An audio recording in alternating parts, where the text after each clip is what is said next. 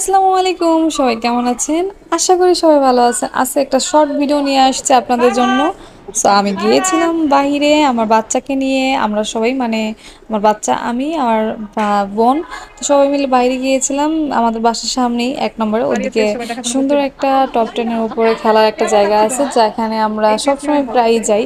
তো ওখানে অনেক আনন্দ করলাম, অনেক এনজয় করলাম, অনেক ভালো লাগলো। আমাদের ভিডিওটা পুরোটা দেখবেন সবাই, আর কেমন লাগছে অবশ্যই জানাবেন। আকাশে বাতাসে চকচকে উড়ে যাই ডানা মেলে।